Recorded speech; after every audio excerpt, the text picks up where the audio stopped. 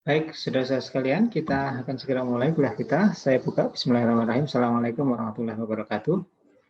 Hari ini kita akan lanjutkan kembali kuliah kita. Kita sudah sampai di pertemuan yang ketiga. Kita hari ini akan bicarakan tentang masih di produksi benih, yaitu meneruskan yang kemarin. Setelah kemarin kita bicarakan produksi benih yang berupa biji, yang non-hibrida. Hari ini kita akan bicarakan yaitu produksi benih hibrida. Oke. Sebelum kita belajar tentang produksi benih hibrida, tentu saja kita harus mengingat kembali dulu apa itu varietas hibrida. Ya, varietas hibrida itu apa? Nah, Anda tentu saja sudah mendapatkan materi ini ketika kuliah di pemulihan tanaman di semester kemarin, ya. Saya harapkan Anda masih mengingatnya, tapi saya akan mengingatkan kembali sedikit tentang varietas hibrida.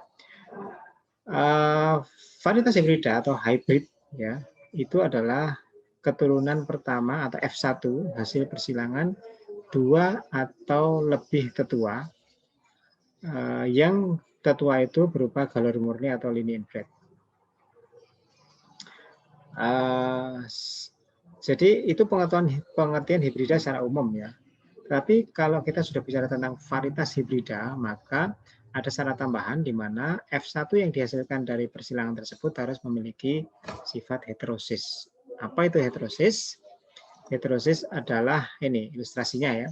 Jadi kemampuan anakan untuk menampilkan karakter yang lebih unggul dibandingkan dengan dua tetuanya. Anda lihat di ilustrasi itu, di mana yang sebelah kiri itu adalah tetua A, kemudian yang di kanan itu adalah tetua B, ya.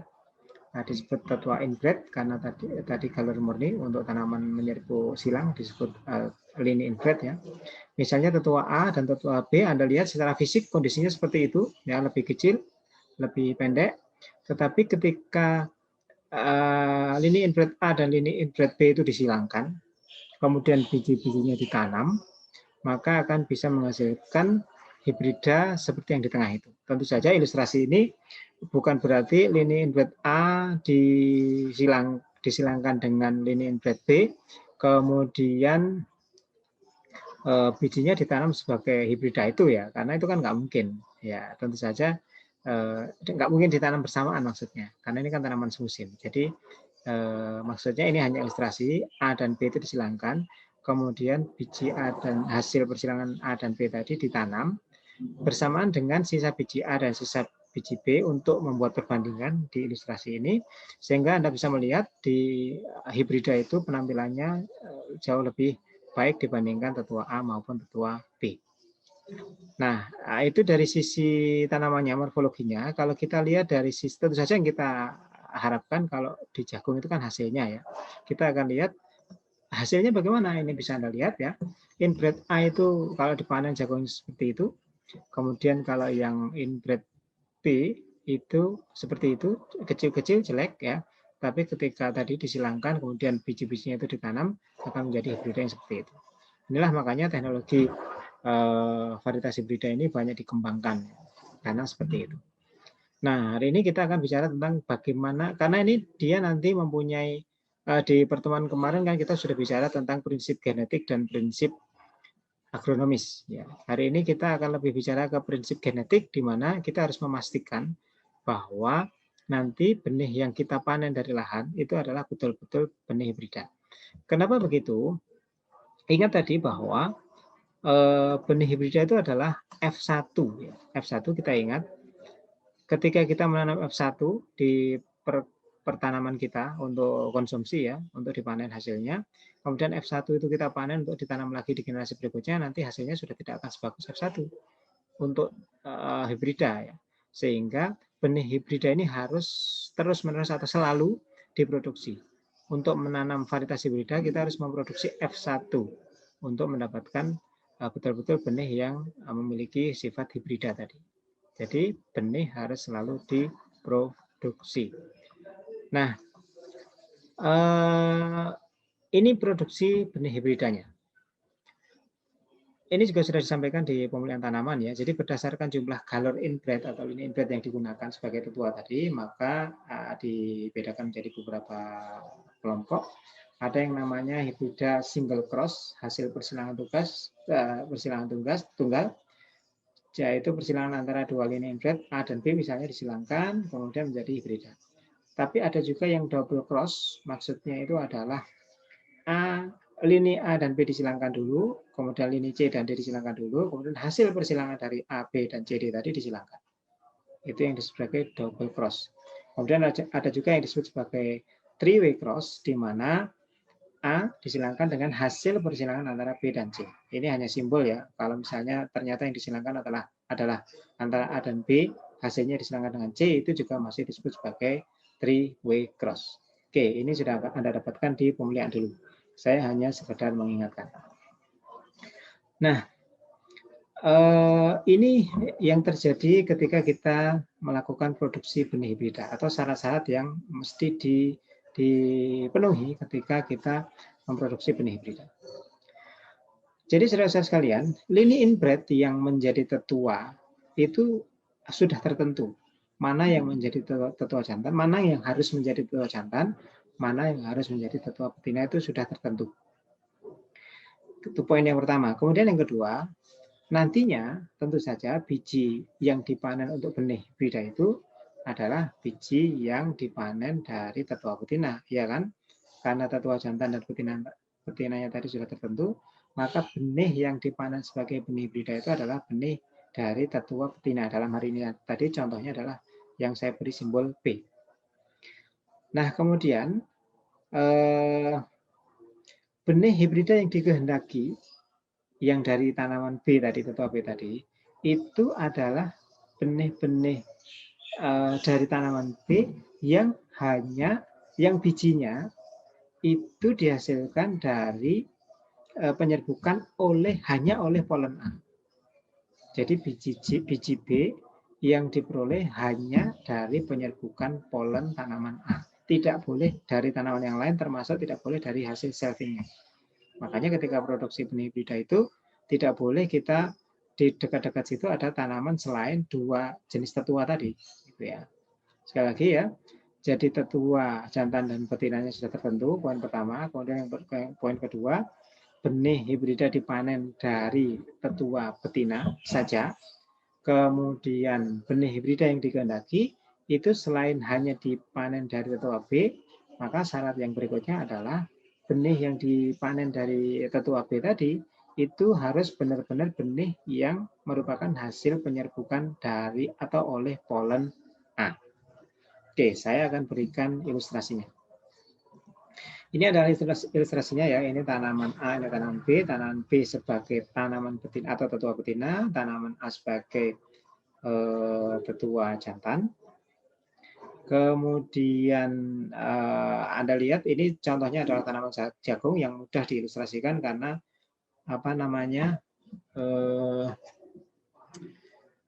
organ jantan dan organ betina dari tanaman jagung itu terpisah, jadi mudah. Ini organ jantannya disebut malai, kalau di jagung itu namanya tassel ya, khusus jagung itu namanya tassel. Kemudian organ jantannya berupa tongkol jagung itu, ya. Tanamannya mempunyai bunga jantan dan bunga betina, tetapi nanti harus kita posisikan dalam produksi benih hibrida itu, kita harus posisikan salah satu menjadi tetua jantan dan salah satu menjadi tetua betina. Oke, tadi sudah digambarkan bahwa karena ini tetua betina, maka dia harus diserbuki oleh polen dari tanaman jantan yang tetua. Tidak boleh diserbuki dari tetua betinanya sendiri. Ya, tidak boleh diserbuki dari tetua betina sendiri atau selfing maksudnya. Ya. Oke, kita lanjutkan. Nah,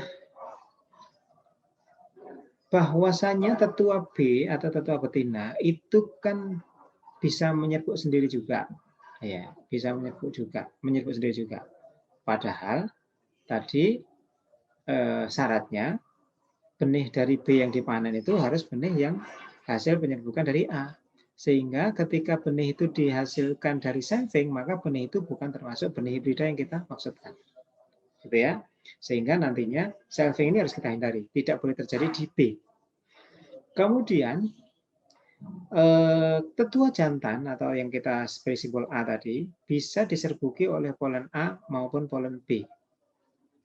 Sehingga maksudnya tetua jantan itu juga bisa menghasilkan biji, gitu kan? Nah, tentu saja biji yang dihasilkan oleh tetua jantan itu tidak kita sebut sebagai benih varietas hibrida. Dalam hal ini bukan hibrida yang kita maksudkan, gitu ya. Sehingga dengan demikian benih-benih dari tetua A, dari tanaman A itu tidak boleh ikut dipanen sebagai benih hibrida. Ya, tidak boleh. Kalaupun nanti dia menghasilkan biji, maka dia tidak boleh ikut terpanen, tercampur dengan benih yang dihasilkan dari B tadi sebagai benih hibrida. Oke, lalu bagaimana kita memenuhi syarat-syarat itu agar semua kondisi tadi itu bisa terpenuhi sehingga kita bisa menghasilkan benih hibrida yang kita kehendaki? Nah, ini solusinya ya, solusinya untuk mengatasi masalah yang pertama tadi. Jadi karena tetua B itu tidak boleh selfing tadi, tidak boleh selfing, maka jalan yang bisa kita lakukan adalah dengan melakukan emaskulasi, ya, agar B tidak selfing. Jadi sebelum tanaman B itu berkesempatan melakukan selfing, bunga jantannya kita buang dulu atau istilahnya diemaskulasi. Ya. Nah, masalahnya adalah ya kalau pada tanaman menyerbuk silang dengan morfologi seperti jagung tadi, bisa dengan mudah emaskulasi dilakukan karena bunga jantan dan bunga betina itu terpisah jauh letaknya dan mudah dilakukan gitu ya emaskulasi. Tetapi pada tanaman yang menyerbuk sendiri, misalnya padi, Anda bisa bayangkan padi itu sudah bunganya kecil, kemudian antara serbuk sari dan putik itu menyatu di dalam satu ruangan itu kecil, sehingga sangat tidak realistis kalau nanti kita harus melakukan emaskulasi pada tanaman padi. Bayangkan kalau Anda mempunyai lahan produksi benih hibrida 1 hektar, Anda harus melakukan emaskulasi padi 1 hektar, sangat tidak mungkin. Dari sisi waktu, dari sisi tenaga, tidak realistis, gitu ya, tidak reliable. Oke, jadi itu juga merupakan masalah yang nanti harus dipecahkan, khususnya untuk tanaman menyerbuk sendiri. Oke. Nah, untuk mengatasi masalah tadi, maka kemudian digunakanlah yang disebut sebagai galur mandul jantan, yaitu galur-galur yang memang organ jantannya itu tidak bisa berfungsi. Sehingga ketika dia tidak diemaskulasi sekalipun, maka tanaman B tadi yang menjadi tua betina itu tidak bisa melakukan selfing. Sehingga masalah terpecahkan ya, tidak usah diemaskulasi, khususnya untuk yang tanaman menyerbuk sendiri tadi, itu sudah tidak akan melakukan selfing karena jantannya mandul untuk tanaman B. Organ jantannya mandul atau steril.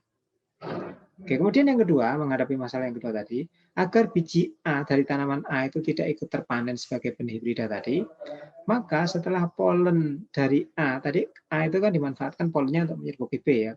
Setelah polen itu habis menyerbuk, selesai masa penyerbukannya, maka tanaman itu harus kita segera bersihkan dari lahan.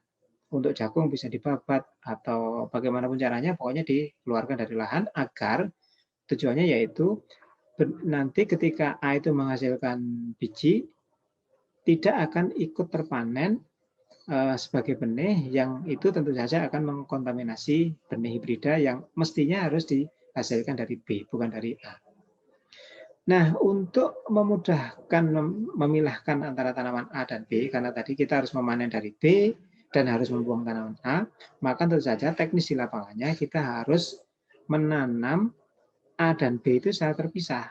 Kita pisahkan dalam baris-baris. Kita tanam dalam baris-baris. Jadi kita dengan mudah bisa membedakan mana tanaman A dan mana tanaman B. Oke, kita lanjutkan. Baik, saudara sekalian. Karena tadi kita harus menanam tetua A dan tetua B di dalam satu lahan, maka kemudian kita hanya memanen dari tanaman B saja, maka coba bayangkan ketika kita menanam 50% tetua A dan 50% dari dan tetua B untuk satu lahan, maka tentu saja kita pada akhirnya hanya akan memanen benih itu dari 50% luas lahan itu, yaitu dari tetua B. Jadi misalnya kita menanam tetua-tetua tadi di lahan 1 hektar, maka pada akhirnya kita hanya akan bisa memanen setengah hektar. Gitu kan? Nah, bagaimana caranya agar efisiensi itu bisa ditingkatkan? Yaitu caranya adalah dengan menanam tetua B, tetua betina itu dengan proporsi yang lebih tinggi. Misalnya 1:2 atau 1:3 dan seterusnya. Tentu saja perbandingan itu perhitungannya atau pertimbangannya adalah dari kekuatan polen, seberapa kuat dia bisa menyerbuki, 1 dibanding berapa dia bisa menyerbuki tanaman di sekitarnya. Itu ya.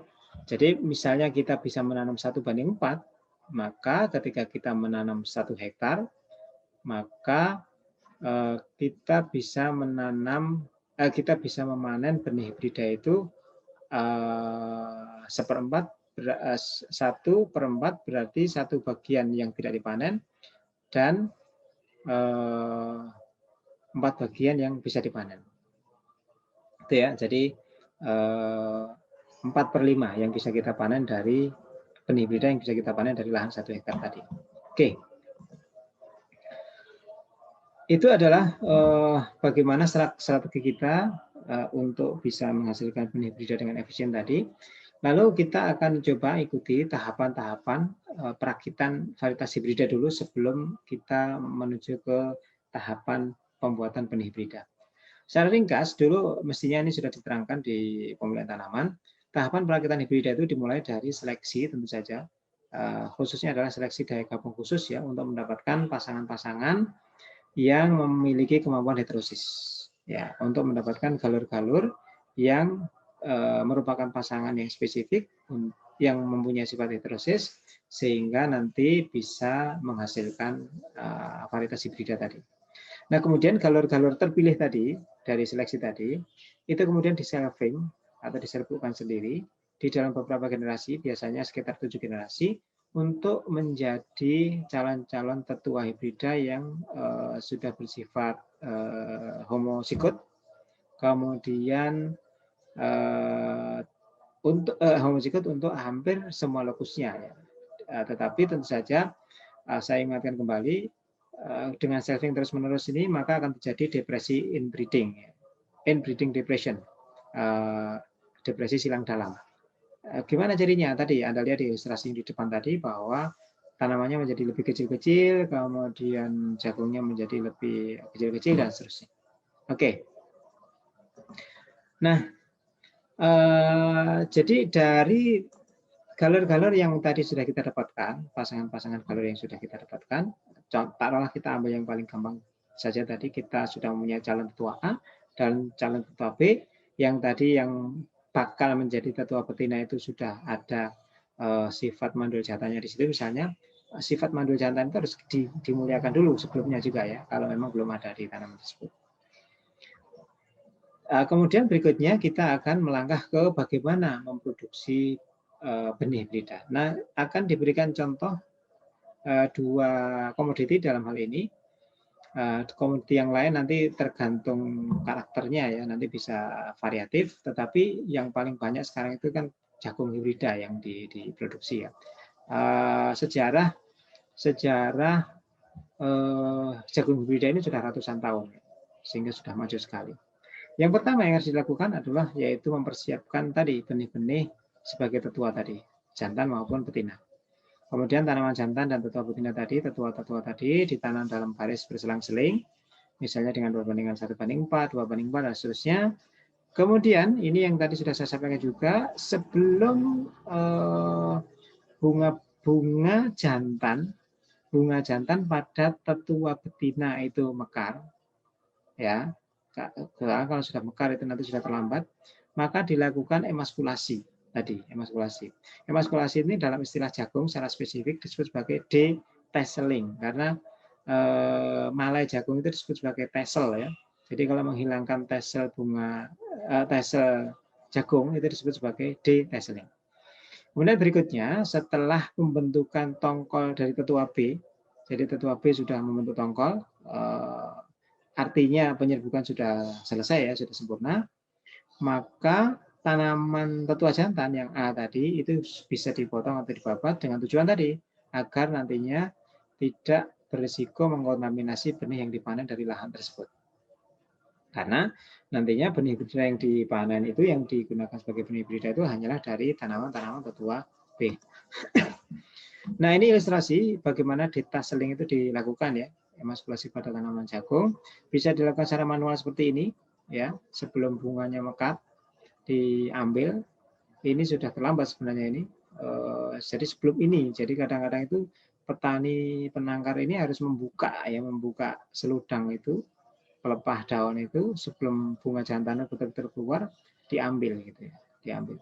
Atau di negara-negara maju yang pertaniannya skalanya cukup luas, detasseling itu kadang-kadang dilakukan dengan mesin seperti ini. Karena cukup luas, detasseling dengan manual tidak realistis untuk dilakukan. Kalau lahannya misalnya ratusan hektar, kan nggak mungkin ngambil satu-satu begini. Jadi dilakukan dengan mesin. Oke, kita teruskan. Nah, ini adalah contoh pola tanam untuk produksi jagung hibrida. Jadi ini yang merah itu adalah baris tetua jantan, yang hitam itu adalah baris tetua betina. Ini contohnya 1:4 ya. Karena jagung itu adalah tanaman menyerbuk silang, maka dengan penanaman pola seperti ini, maka tanaman betina itu sudah secara alami dia akan terserbuki oleh polon-polon dari tetua jantan. Karena memang kecenderungannya menyerbuk silang. Gitu ya. Lain lagi nanti kalau tanaman menyerbuk sendiri, seperti contoh berikutnya nanti. Nah, ini ilustrasi lahan produksi benih jagung, kita lihat ini ya. Ini kan mestinya ini adalah baris-baris tanaman jantan, ini adalah tanaman betina, ini 1:1, 1, 2, 3, 4 ya, 1:4 ya. Ini baris tanaman jantan, ini baris tanaman betina. Oke, seperti itu. Kemudian contoh yang kedua adalah produksi padi hibrida. Tadi sudah saya sampaikan di depan. Padi itu adalah tanaman yang menyerbuk sendiri sehingga punya masalah di dalam emaskulasinya. Sangat tidak realistis kita melakukan emaskulasi, ya. Sehingga cara yang paling efisien adalah dengan membentuk induk yang memiliki sifat mandul jantan atau CMS atau cytoplasmic male sterility. Ya. Jadi kita sebut sebagai galur A, galur mandul jantan. Itu nanti kita harus memiliki 3 induk itu ya. Pertama adalah yang disebut sebagai galur A itu, galur mandul jantan. Kemudian kita juga harus memiliki yang namanya restorer, galur restorer atau galur yang untuk memulihkan kesuburan. Nanti saya sampaikan kenapa kita harus punya itu.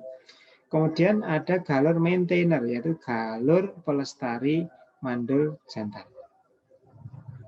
Kemudian persilangan antara galur A dengan maintainer B itu akan menghasilkan galur CMSA, ya. Maksudnya sifat mandul jantannya dari A tadi. Maintainer itu hanya dilakukan untuk melestarikan sifat mandul jantannya ya. Jadi dimasukkan gen tertentu di mana nanti di generasi berikutnya itu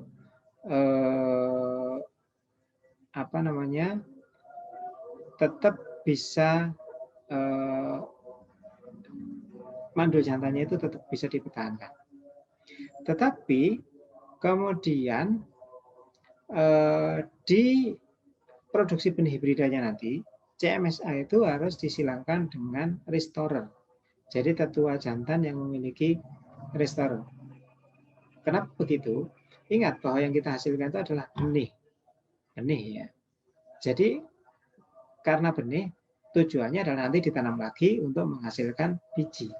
Nah, bagaimana ceritanya kalau misalnya tidak kita beri restorer? Anda cerita ini tentu saja masih ingat dulu di mata kuliah genetika, ya ada ada gen-gen yang bisa memulihkan fertilitas ya.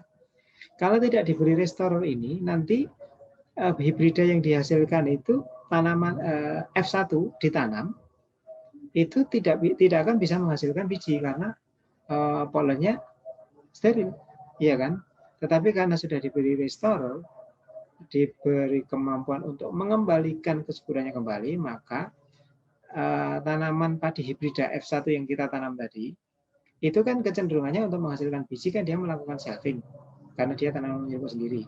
Kalau mandul jantannya masih berada di situ, ya masih berada di situ, maka dia tidak akan bisa menghasilkan apa namanya biji. Itu ya. Oke. Nah, ini langkah-langkahnya hampir sama dengan jagung tadi. Jadi kita siapkan benih sumber tetua. Kemudian setelah ada tadi kita tanam dengan perbandingan 1:3 atau 1:4 atau tergantung dari penelitian sebelumnya ya, berapa kemampuan yang bisa dicapai oleh tetua jantan. Kemudian yang harus diperhatikan adalah penanaman di atas sedemikian rupa sehingga waktu pembungaan itu harus bersamaan. Jangan sampai nanti yang betina sudah siap, jantannya belum siap atau sebaliknya. Nanti penyerbukan tidak akan optimal. Oke. Sebagai catatan di sini adalah bahwa padi itu kan tanaman yang menyerbuk sendiri ya. Sehingga persentase penyerbukan silang itu rendah. Sehingga ketika kita biarkan begitu saja di lahan, tanaman dengan selang-seling tadi, maka tanaman betina itu cenderung akan menyerbuk sendiri. Sementara kalau menyerbu sendiri itu kan maksudnya ini di tetuanya ya, di tetuanya masih di tetuanya. Kalau dia cenderung padahal tadi kan mandul jantan, sehingga tidak akan menghasilkan biji. Dan selfing pun kan bukan sesuatu yang kita kehendaki gitu ya. Maka mau nggak mau harus dari polen tanaman jantan. Sementara tanaman padi itu adalah cenderung menyerbu sendiri.